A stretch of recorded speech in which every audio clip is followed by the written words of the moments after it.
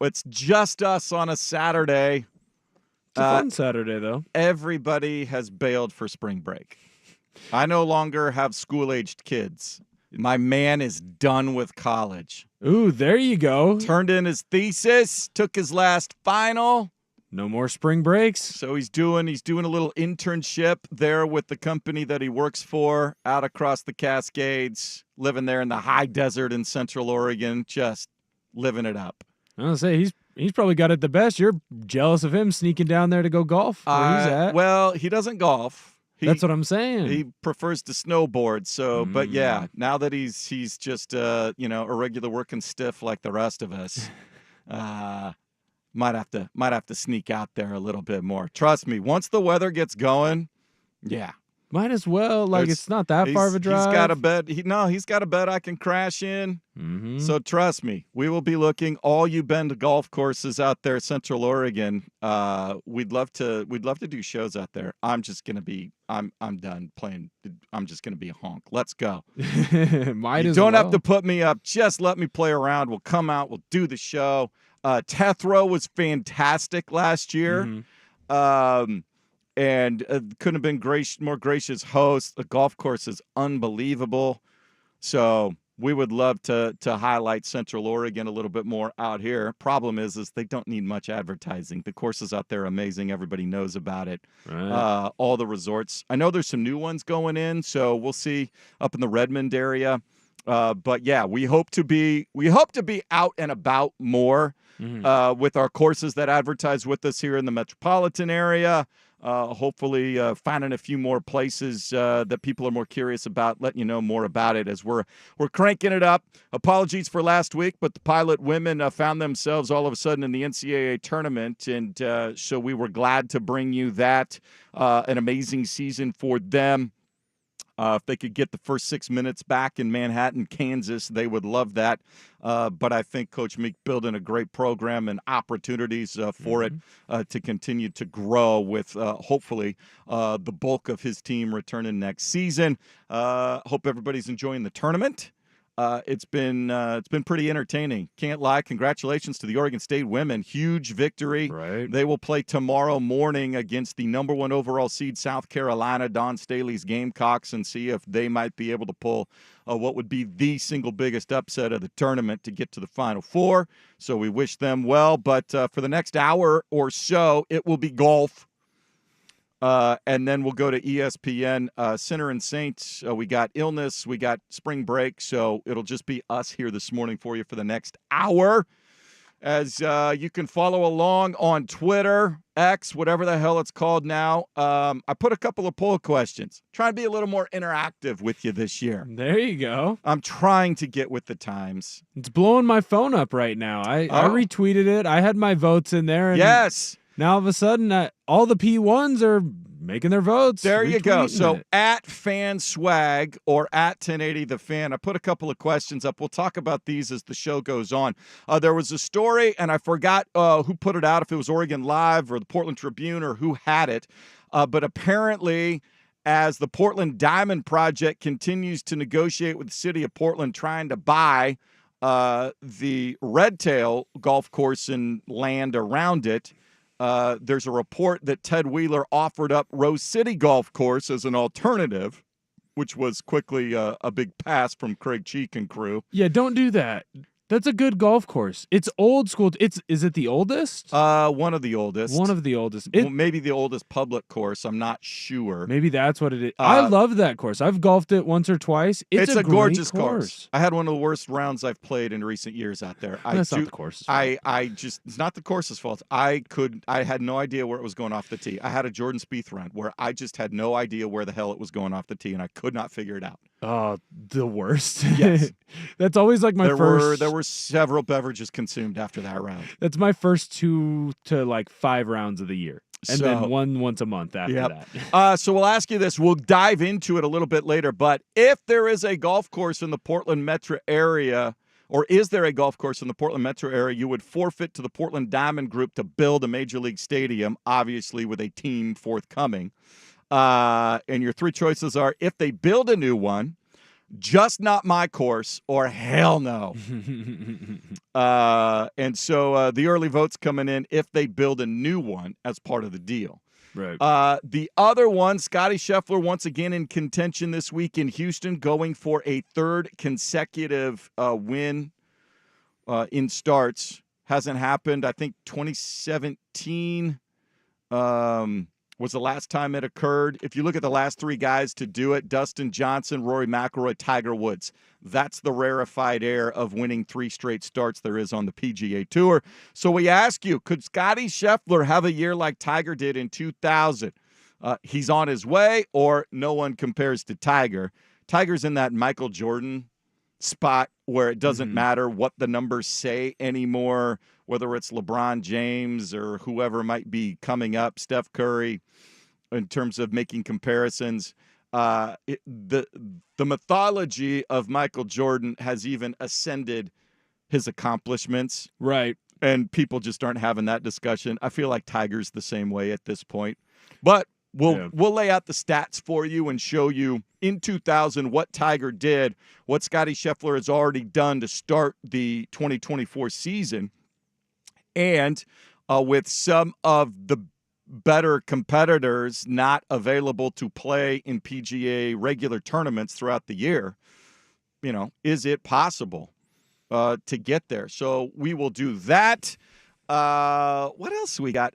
Chris DeMarco. Do you remember? Does that name ring a bell for you, youngsters?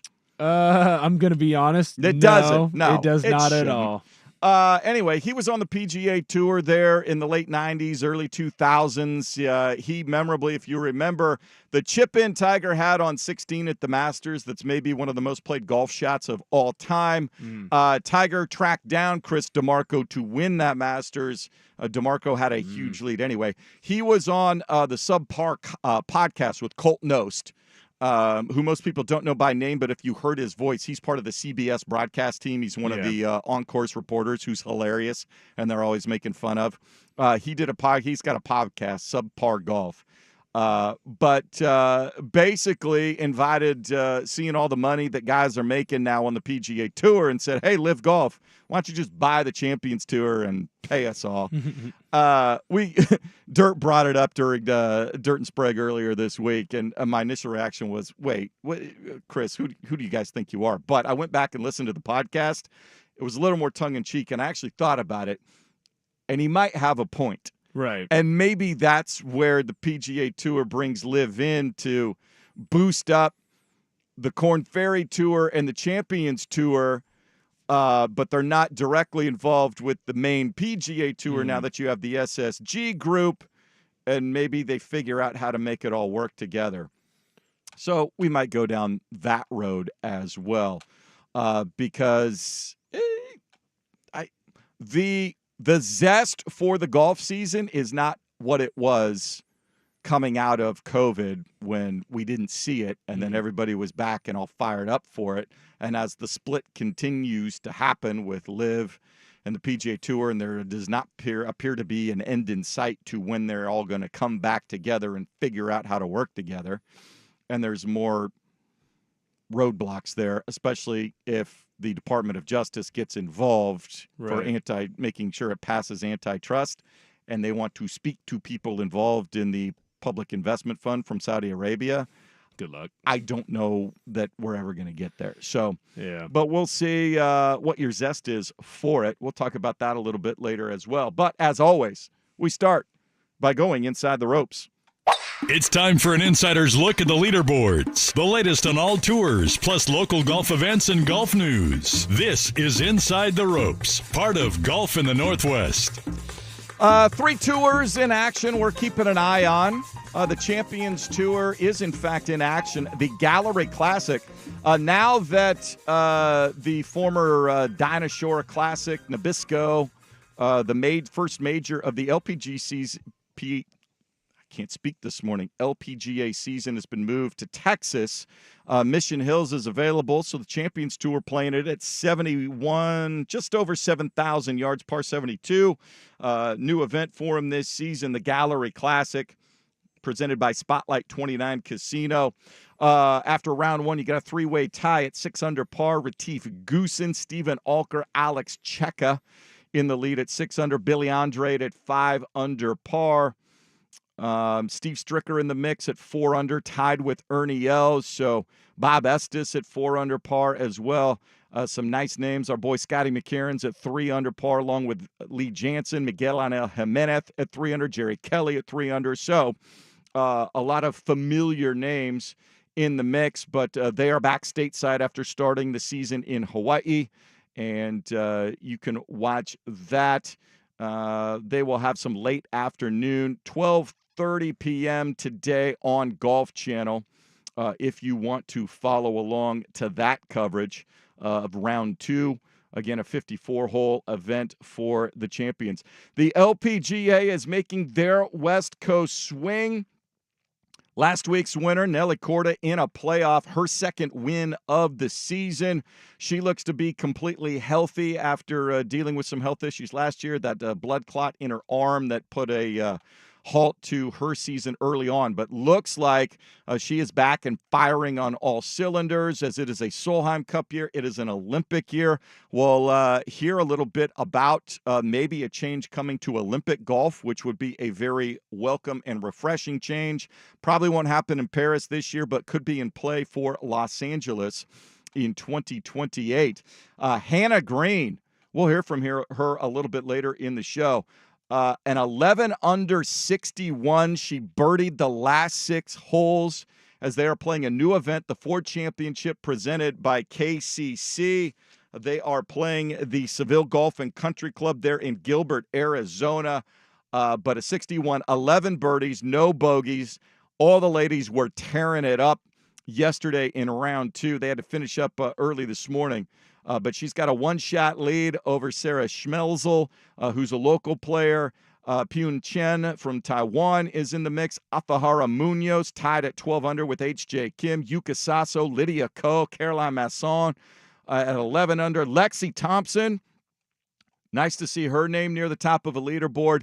10 under par with Nasa Haraoka, Megan Kang, Allison Lee, Nelly Korda, Celine Boutier, Gabby Ruffles, all at 10 under par. This is a star-studded leaderboard for the LPGA, and we could have a shootout here. Hannah Green, of course, won in Portland in 2019. The Australian Olympic year, as we mentioned, a Solheim Cup year. So a lot of players making sure that they play as many events, racking up points, trying to qualify for both of those events. So you're going to see great fields from the LPGA all season long. We'll hear from her coming up in a little bit. PGA Tour 2 weeks away from the Masters. Everybody trying to get it dialed in. They'll have the Valero Texas Open in San Antonio next week, but they are in Houston. Houston back on the main schedule. They missed last year. They got bumped to the fall as they were constantly reorganizing the schedule, but I know the guys usually like stopping in Houston. It is the Texas Children's Houston Open. They're playing Memorial Park Golf Course. I think this is the 4th consecutive year they've been at that place. Tony Finau is the defending champion from 2022, 9 under.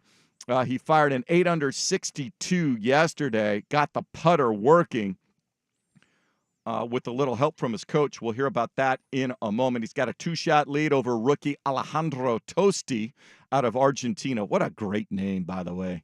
That's a fantastic golf name at the end, too. Thomas Dietrich, another big Belgian bomber at 6 under par. He is trying to work his way into a Ryder Cup situation. Steven Jaeger, who has multiple sub-60 rounds from the Korn Ferry Tour. He's there tied with Scotty Scheffler, Taylor Moore, Akshay Bhatia at 5 under par. So the big news, Scotty Scheffler trying to go for 3 in a row. As we mentioned, Dustin Johnson, I think it was 2017, was the last player to win 3 consecutive starts. But Finau is the defending champion, trying to play his way into form. He's got the game that you would think at the Masters, if he can figure out the putter, as is the case with most guys, could be primed. He's one of the best players yet to have won a major. Him, Ricky Fowler, and a few other names. But can he round into form and get himself in position to take advantage of Augusta here in a couple weeks? It almost feels like the perfect time too, because if you get hot next week, it almost feels like it's too close, right? Like you want to get everything dialed in right now. This is my dumb brain speaking, but like I want to get right, like right before, and then the next week I want to be kind of not as good, but like making sure my putts are still right, but everything else is a little off. So then I'm due to have a good game. That's how my brain works. I always wanted to miss like the last 2 shots before I shot in a basketball game because it's like I will have to make the third. You can't miss 3 in a row. That's not how the game works. Yep. So Tony Finau hopes to keep it going today. We've got coverage. We'll begin at 10 a.m. On Golf Channel, and then they move over to, they are on NBC today. So KGW8, they'll pick up coverage at 12:30 this afternoon. I believe the same deal on Sunday as well. 10 a.m. With early round coverage on Golf Channel, and then KGW8 will pick it up 12:30 to the conclusion of the round. So that's where we are at. Let's pick it up when we come back. We'll hear from Scotty Scheffler. We will hear from Tony Finau, a couple of the big names that are still playing regularly on the PGA Tour. What does Tony need to do? Adjustments that he's made coming into this to try to put him in position to get some more wins. And for Scotty Scheffler, could he be poised to have a Tiger-like year, the year Tiger went on the Tiger Slam in 2000? We'll compare the stats. We'll look at that. Also, your thoughts on the poll questions. If the Portland metro area were to forfeit a golf course to the Portland Diamond Group from MLB Stadium, are you down with that? Do you just no, I want as many golf courses? We don't need to set the precedent of taking golf courses away. Your thoughts at the Vancouver Ford text line. Your dollar goes further at Vancouver Ford. They treat you right before, during, and after the sale. Visit vancouverford.com. 503-864-6326. That's 503-864-6FAN. We've already got a couple of them coming in. You can vote on the poll question on Twitter at FanSwag or at 1080 The Fan. Just getting started here. Enjoy spring break. The weather finally coming. Hopefully you'll be getting out there for some rounds here for the next few days. It's Golf in the Northwest on 1080 The Fan.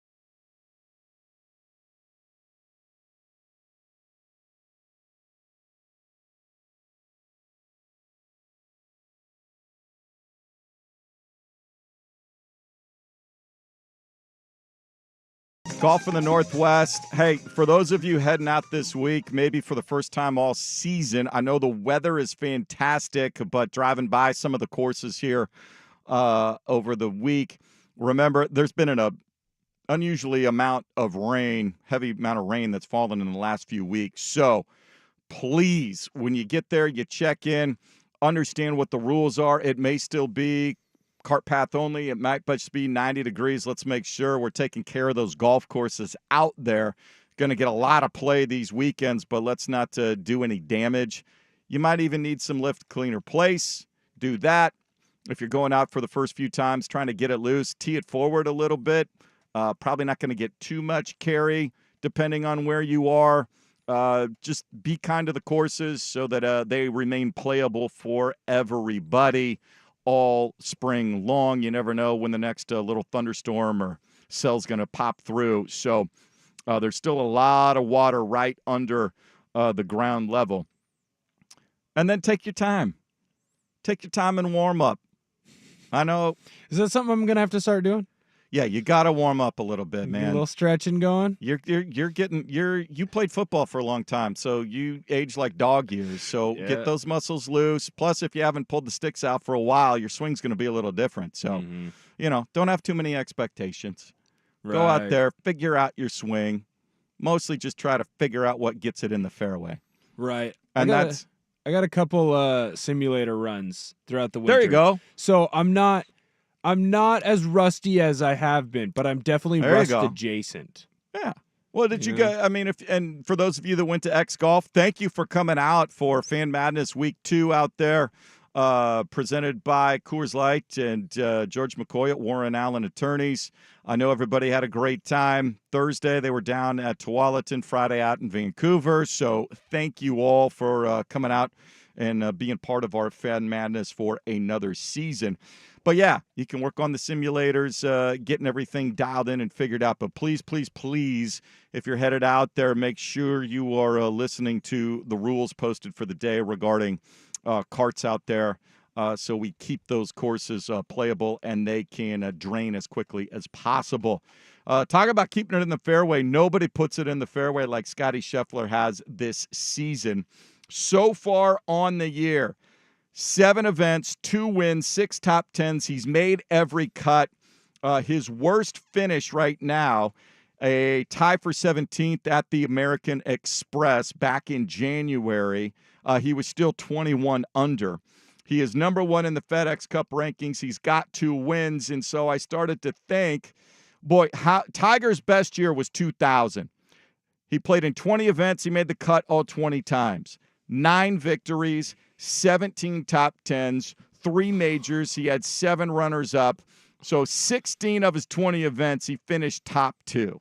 Oh, my God. That's how much better he was. And when we talk about him revolutionizing the game, that's when it happened. 99, he made 21 of 21 cuts, 8 wins, 1 major, 16 top 10s. And that's when everybody else said, okay, this game is going to be different forever to come.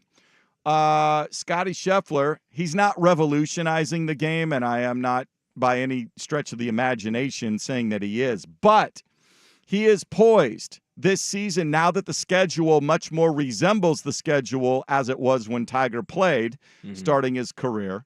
He'll probably play a similar amount of events. There's I think I counted 12 signature majors and playoffs. If he's got to play in all of those, he'll probably pick one up here or there along the way. So he's got 12, 13, 14 more events that he will probably play the rest of the season.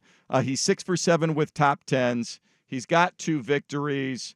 He's got a 3rd, a 5th, and a 6th. So he's not quite finishing runner-up, but he's in one of those last groups seemingly every week on the PGA Tour. The question is, can he win the majors?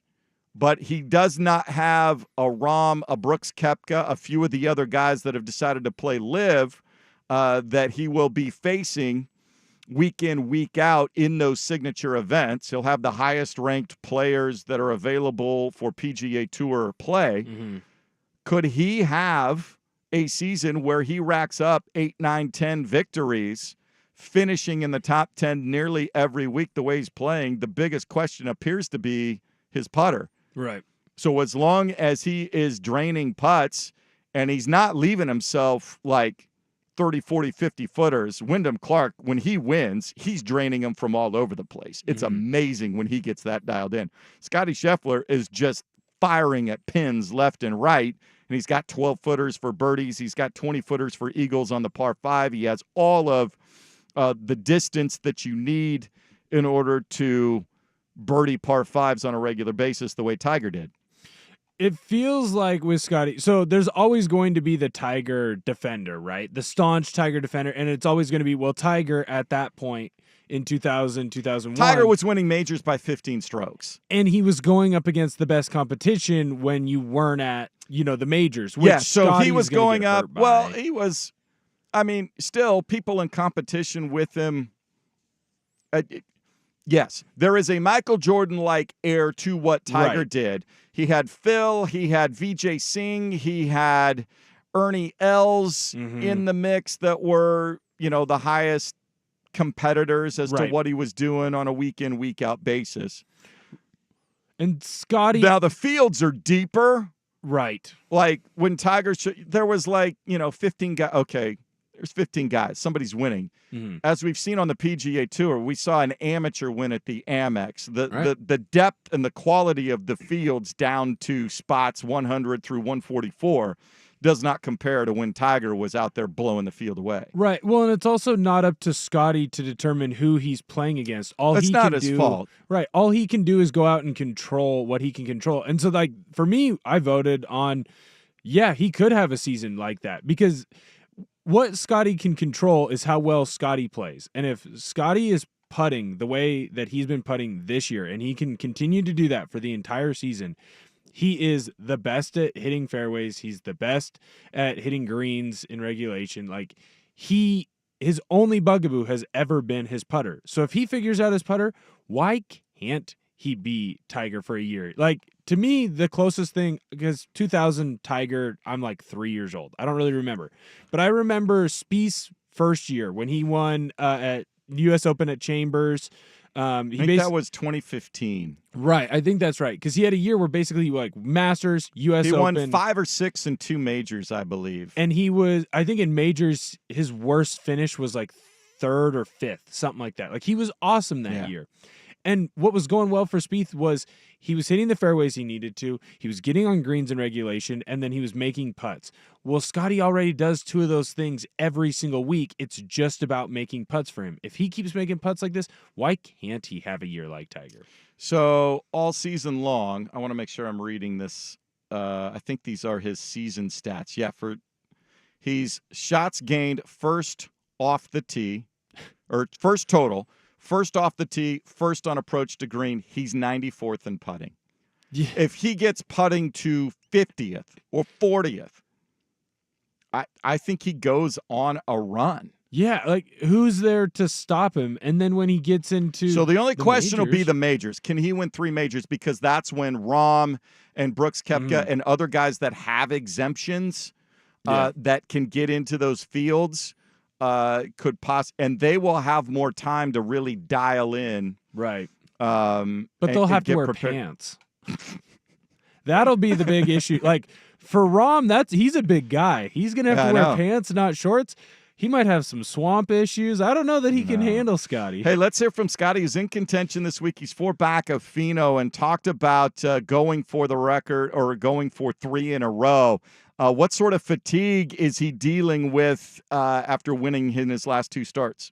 I think it's a combination of both. I think, mentally doing my best to stay in it. I think that's why sometimes you see stuff like that happen on 18. That's mental fatigue. That's really all that is, just a lapse in judgment. And, so I did my best to get some rest last week, and, I feel rested right now. I'm obviously a touch frustrated with how I finished, but overall, I'm still in the middle of the tournament.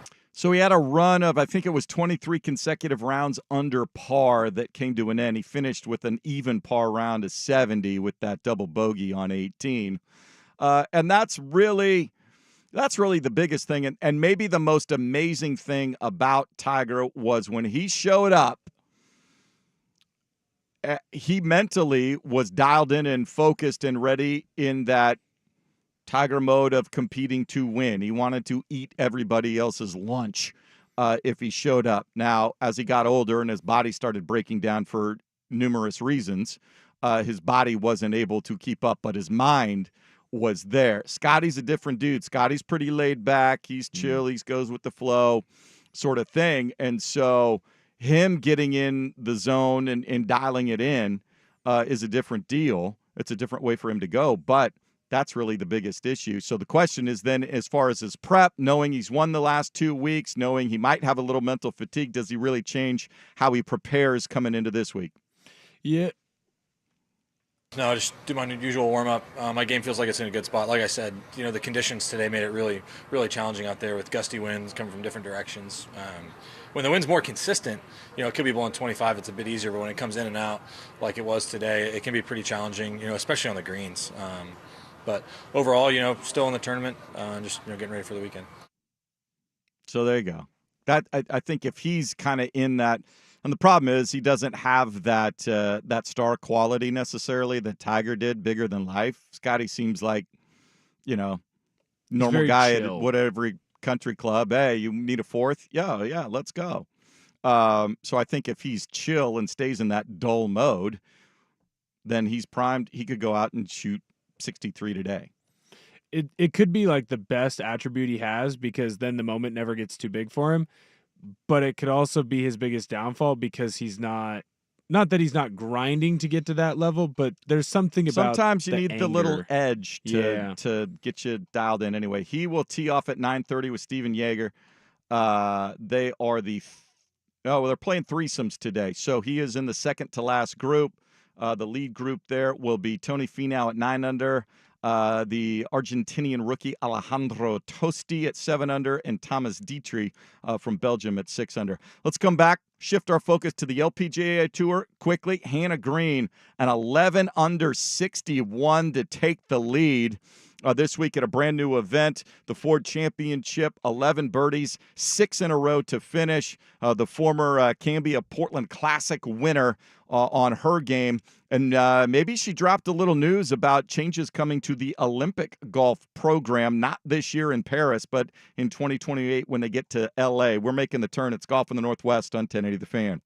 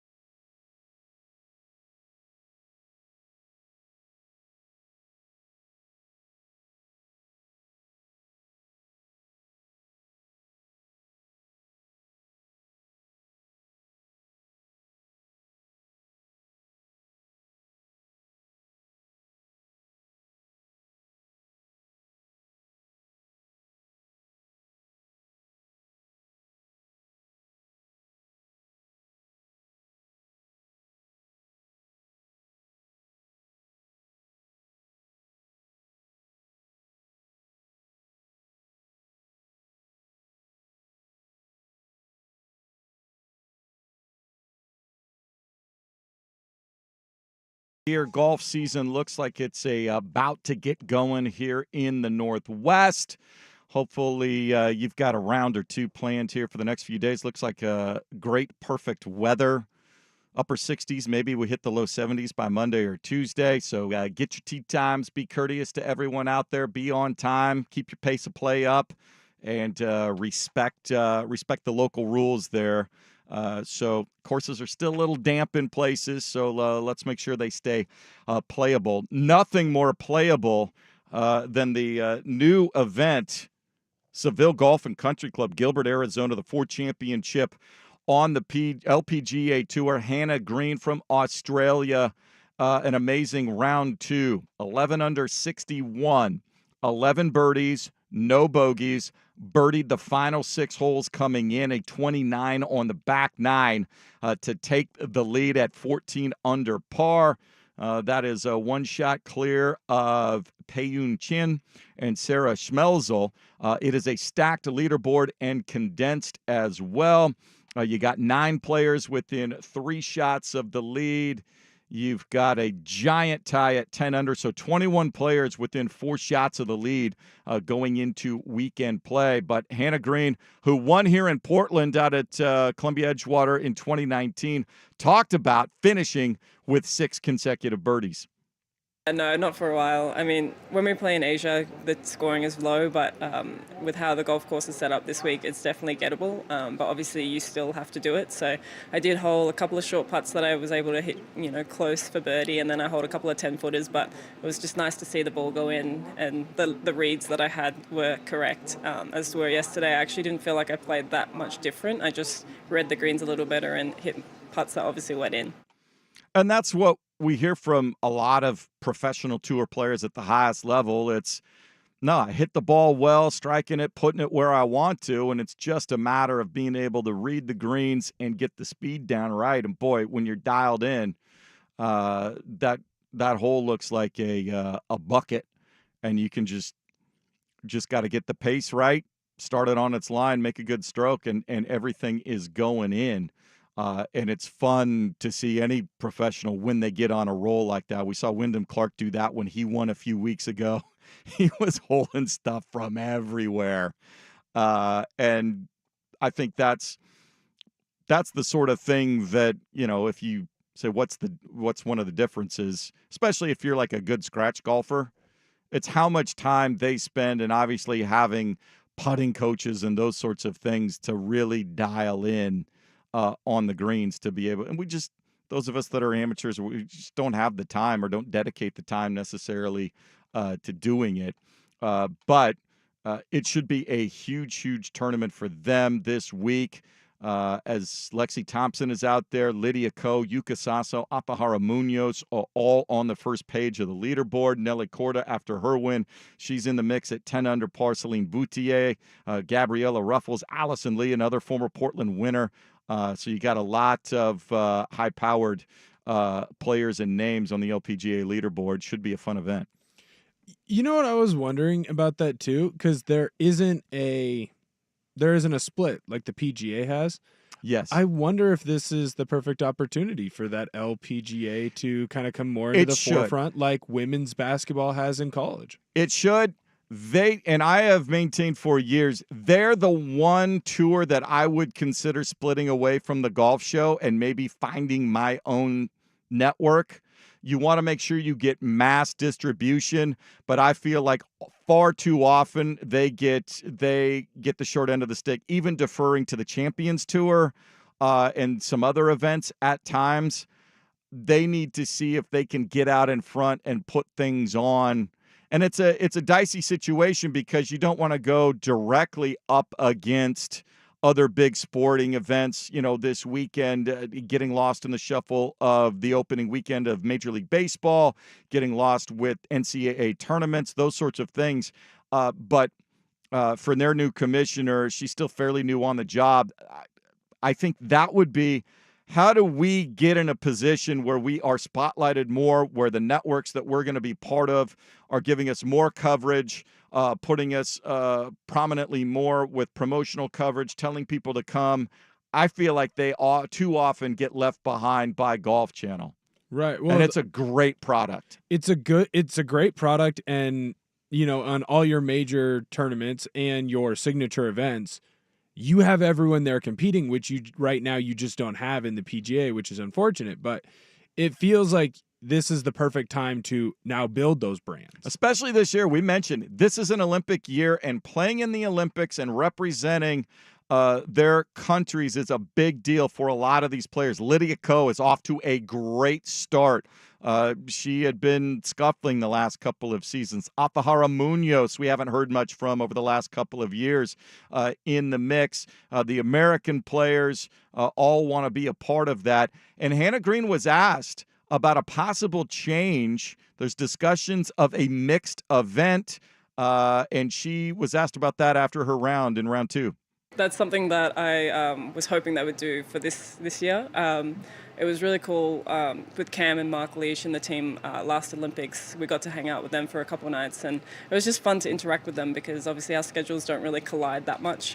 Even though we do play like a couple events in Australia, we don't really get to see each other because they're nearly some of our biggest weeks. So a mixed format would be amazing. I heard the Grant Thornton went really well last year in Florida, so hopefully they can do that for when we come back in LA. And it would be great for Olympic golf because when they decided to just do a 72-hole stroke play event, the fields aren't as deep because you're only allowing a limited number of players from each country. To mix it up, to do something completely different from most of the big-time golfing events would help the coverage of it, but I think it would get the players inspired to even more want to be a part of those Olympic teams. I think it gets the eyes on it too. Like it's exactly what you want, because people who are PGA fans who don't watch as much LPGA are going to be like, oh, Scotty Scheffler's on. He's been awesome this year. Oh, he's paired up with Hannah Green, and now you get to see their game. And then also how they work Hannah Green's together. Australian, so that's why she mentioned Mark Leishman there. Right. We'll help you with that. Well, clearly someone needs to watch more LPGA. Exactly. But this yeah, is a to perfect see opportunity Scheffler to play or to see Tony Finau play with Lilia Vu or something like that would be awesome. Right. And make it different, make it something special and unique that you definitely want to tune into. How do you make the Champions Tour special and unique again? Chris DeMarco had a thought. And if there was to be a golf course that was to be forfeited to a Portland Diamond Project to bring a Major League Baseball team here, are you down with that? We'll give you the latest there as we wrap things up. Golf for the Northwest on 1080 The Fan.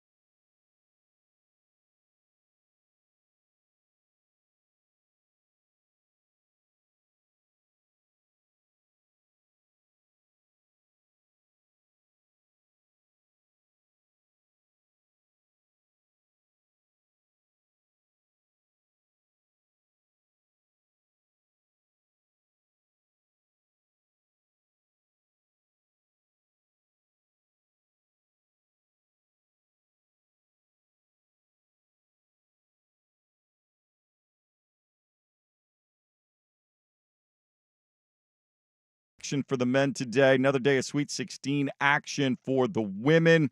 If you're going down to Moda Center to take in the action, tough night for the local teams there. Gonzaga, Stanford both going down, but congratulations to the Oregon State women out in Albany. They will play on Sunday. The number 1 overall seed, South Carolina, for the right to go to the Final Four. Could be a huge upset for Scott Rueck's crew. And then we've got Major League Baseball opening weekend for the major leagues. Here we've got Phillies and Braves coming up. I think first pitch just after 1 o'clock, so we'll join that at 12:30. And that leads us into a baseball discussion. There was a report earlier in the week that as the city of Portland continues talking to Portland Diamond Group, who apparently is after the Redtail Golf property to potentially build a stadium and further developments, retail, housing, whatever else may be. It's a 144-acre site from the report. Ted Wheeler, mayor of Portland, wondered if they might be more interested in the Rose City Golf Course, one of the oldest public courses here in the city, out in the Park Rose area, to which there was crickets from the Portland Diamond Group for a number of reasons. But it led us to wonder, is there a golf course in the Portland metro area you would forfeit to the Portland Diamond Group to bring an MLB stadium? Put a poll question up there at FanSwag or at 1080 The Fan. Your choices, if they build a new one, is 65%. Just not my course, 17%, or hell no, 17% as well. We'll leave that up for the day and recap that. But I think, and I am with the others, boy, if you had an agreement to build a new one somewhere, I would love there to be a newer and a public and something open to the public, whether it's owned by the public or whether a Portland Diamond Project owns it. But it is a true municipal course, and maybe something different as well. We're seeing a lot more different ways to enter into playing golf. Top Golf, what they've got going, we've seen a lot more. I think Tiger's developing some new property, but a short course, right? Those sorts of things to get more people, more access, people's time. It's just hard to go out and dedicate 4 or 5 hours to play a traditional 18-hole championship course, 6,000-7,000 yards, whatever your game dictates for you. But we know that there's more of those going in, even at high-end resort properties. Bandon's, the Preserve, is just amazing. Boy, if they had something that had a great practice facility, maybe it's 9 holes, maybe you have 18. I don't know how much land they could get, but yes, definitely more sports, more big-time sports in this market. We've all been begging for it. And if there could be an agreement to then build some new golf facility that's municipal, that would be fantastic, and I would broker that deal in 2 seconds. I 100% agree. Now, I have a little bit of myself where, well, don't mess with my course. My course is my course. It's like if someone messed with my home, right? I'm assuming my course is fairly close to where I live. I guess. And then if you're going to put a Major League Baseball stadium and I get a team, yeah, I might, and if you're buying my course, do I get then ticket access because you're taking it away and I'm, whatever the case may be, I'm looking for a deal. But I think the main thing is if the city were to do that, if they were to do a land swap or whatever, build us a new golf facility that's municipal. And I think that would be a huge boon to the area. Well, it works on 2 fronts, but we have seen with the Rose Quarter, we don't always do that. We need to build. We need to build our sports areas and build them where people want to be around them. And if outside of baseball season, going to the golf course is right next there, or a golf course that was close enough to where you could go and golf and then just walk over to the ballpark. Those are all great ideas, but will that get done? Or get in bed with the USGA. The USGA loves this area of the country. There's just not a court. The closest course is Chambers Bay that can host big-time USGA events. You want a U.S. Open. They know the crowds come out in this area. The weather is perfect in June or July, or maybe it's the PG, let's build a course where we could possibly host a PGA Tour event or Right. a major here in the state of Oregon would be amazing. We talked quickly. I want to get to it. Chris DeMarco, Dirt brought it up, made some quotes. He was on the podcast, Colton Ost's podcast, Subpar Golf. And I poo-pooed it originally. Who does Chris DeMarco think he is, thinking the LIV, that they should get, all this free money?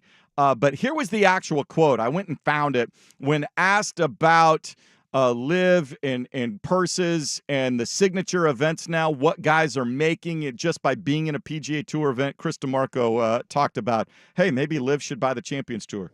Well, we're kind of hoping that LIV buys a Champions Tour, to tell you the truth. Let's play for a little real money out here. I mean, this is kind of a joke when we're averaging $2 million. There was like 7 guys last week from TPC that made more money than our purses. Some of it is tongue-in-cheek, obviously, but the more I thought about it, if LIV was going to be involved, I think their money supporting the Champions Tour and or the Korn Ferry Tour and keep them out of the PGA Tour might be the way to go. If you can boost those purses and get more names and have it be more sustainable, maybe that's the way they work all this out. I like the Korn Ferry Tour idea because you're building the next star. Yes. Like the Champions Tour, not trying to be a jerk, but like your time has passed, right? Like it would be like WWE bringing out Hulk Hogan again. It's like, okay, we know Hulk Hogan. I want to build the next Hulk Hogan. And I think that if they started putting that money into the Korn Ferry Tour, that's where you get your build. The biggest issue right now is how much longer does Jay Monahan hold on to his